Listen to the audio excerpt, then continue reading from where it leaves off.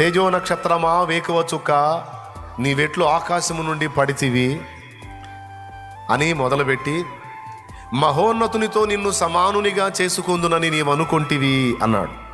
ఎవరితో సమానునిగా చేసుకోవాలనుకున్నాడు? అందరు నోరు తెరిచి చెప్పండి. మహోన్నతుడెవరు?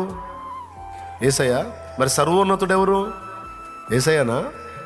మహోన్నతుడెవరు, సర్వోన్నతుడెవరు? రెండూ ఆయనే అని మీరు అంటారని నాకు తెలుసు. కానీ ఇక్కడ విడగొట్టి చూపించాడు. 91వ కీర్తన 1వ వచనంలో, మహోన్నతుని చాటున నివసించువాడే సర్వశక్తుని నీడను విశ్రమించువాడు. మహోన్నతుని చాటున నివసించువాడే సర్వశక్తుని నీడను విశ్రమించువాడు. మహోన్నతుడు, సర్వశక్తుడు ఇద్దరిని విడగొట్టి చూపించాడు ఇక్కడ. అంటే యేసు రెక్కల కింద ఎవడైతే ప్రవేశించాడో వానికి మాత్రమే సర్వశక్తుని దగ్గర స్థానం ఉంది అని అర్థం.